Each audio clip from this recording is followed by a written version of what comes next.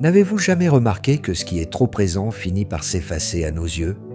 Prenez par exemple une mélodie. Si elle tourne en boucle, sans interruption, au début on l'entend, on la fredonne peut-être. Mais bientôt elle se confond avec le bruit de fond. Elle n'a plus de valeur, parce qu'elle ne laisse pas de silence où l'on pourrait l'attendre. C'est exactement ce qui arrive aux relations humaines lorsqu'on se rend trop disponible, trop prévisible. L'excès de proximité tue le respect, parce qu'il abolit la distance qui nourrit le désir et l'admiration. C'est une vérité inconfortable. Être toujours présent, toujours dévoué, finit par banaliser sa propre valeur. Les autres n'y voient plus une preuve de loyauté, mais une évidence, une habitude. On devient comme ce meuble qui a toujours été là, solide, utile, mais invisible. Machiavel, qui a observé la mécanique du pouvoir comme peu d'hommes l'ont fait, avait compris cette logique. Dans Le Prince, il écrit qu'il est plus sûr d'être craint qu'aimé si l'on doit renoncer à l'un des deux. Il ne disait pas qu'il fallait mépriser l'amour, mais qu'il fallait comprendre sa fragilité. L'amour s'use dans la routine, le respect se dissout dans la familiarité. Alors, pourquoi la distance est-elle si essentielle? Parce qu'elle crée un contraste. La lumière ne se voit que sur fond d'ombre. Le parfum ne marque que lorsqu'il est rare. De la même manière, une présence devient précieuse lorsqu'elle sait se retirer. Le respect naît moins de la disponibilité que de la rareté. Être toujours joignable, toujours là, c'est transformer son temps en une ressource gratuite. Et ce qui est gratuit, chacun le sait, finit toujours par perdre de la valeur. Machiavel aurait sans doute souri en voyant nos vies modernes où l'on confond disponibilité et importance. Répondre en quelques secondes à chaque appel, être présent à chaque instant, croire que l'on prouve sa valeur en s'effaçant derrière les autres. Or, l'histoire et l'expérience montrent le contraire. Le pouvoir ne s'exerce pas dans l'agitation, mais dans le contrôle de son image, dans la maîtrise du rythme de ses apparitions. Pensez aux échecs. Une pièce qui bouge à chaque tour, qui s'expose trop tôt, finit souvent par se faire capturer. Mais la pièce qui reste en retrait, silencieuse, parfois oubliée, peut changer la partie lorsqu'elle entre enfin en action. Ainsi fonctionne la stratégie. Ne pas se gaspiller en mouvements inutiles, mais choisir avec soin le moment de sa présence. Le roi, sur l'échiquier, se déplace peu, et pourtant toute la partie tourne autour de lui. C'est la rareté de son mouvement qui fait sa puissance. De la même manière, dans la vie réelle, l'absence devient une arme subtile. Elle ne signifie pas abandon, mais stratégie. Elle ouvre un vide, et ce vide agit comme un aimant. Quand une voix se tait, l'oreille la cherche. Quand une présence disparaît, l'esprit s'interroge, et ce questionnement est bien plus puissant qu'une disponibilité constante. Comme le disait Balthazar Gracian, moraliste du XVIIe siècle, la rareté augmente le prix des choses. Plus une ressource est rare, plus on est prêt à la respecter. Imaginez un verre d'eau dans le désert. Chaque goutte est un trésor, parce que l'absence rend la présence inestimable. Voilà pourquoi la rareté n'est pas une faiblesse, mais une force. Elle transforme le silence en parole, l'absence en message.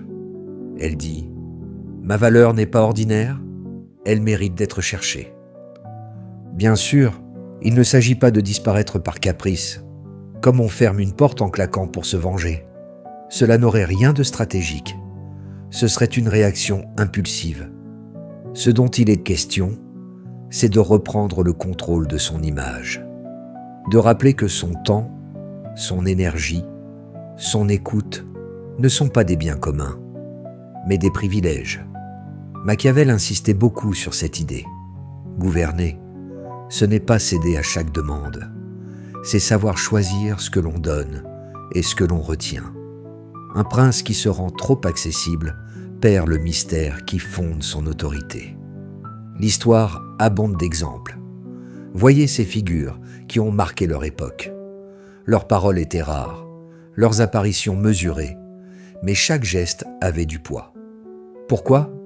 Parce qu'ils savaient se taire avant que l'on se lasse, partir avant que l'attention ne s'éteigne. À l'inverse, combien d'orateurs ont fini oubliés parce qu'ils parlaient trop? Combien de leaders ont perdu le respect de leurs proches à force de vouloir être aimés chaque jour?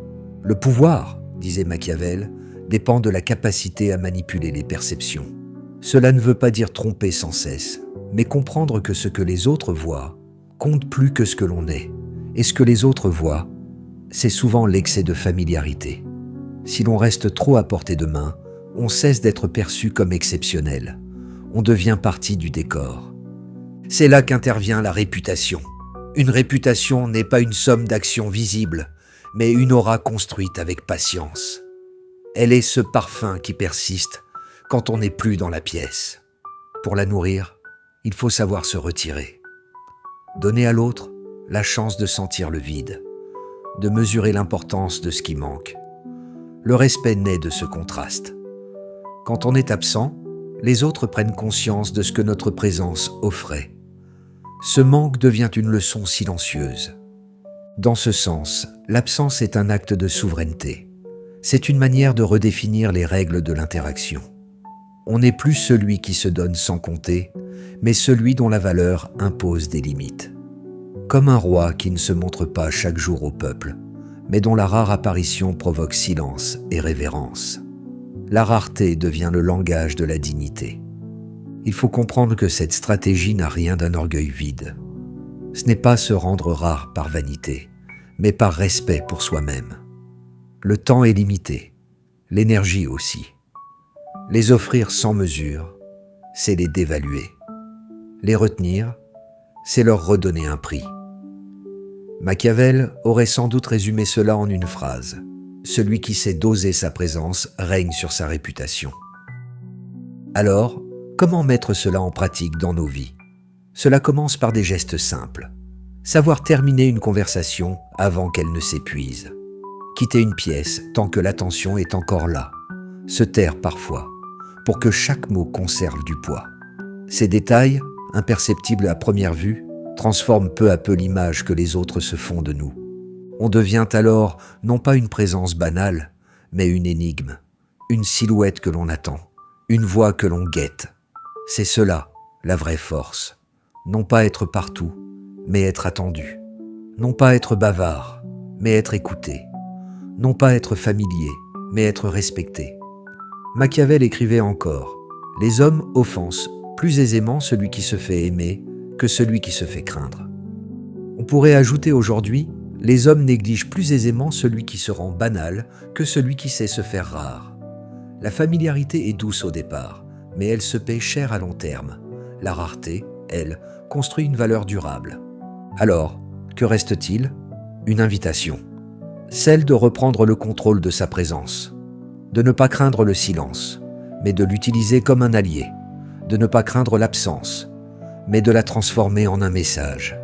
Parce que dans le silence, la pensée résonne plus fort. Parce que dans l'absence, l'esprit des autres se souvient de nous avec plus d'intensité que si nous étions restés. N'est-ce pas là, finalement, la plus belle des présences?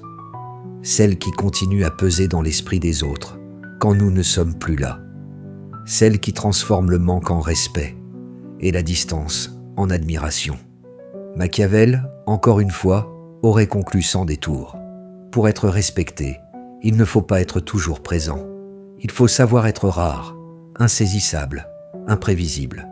C'est dans cette rareté que se cache la véritable puissance.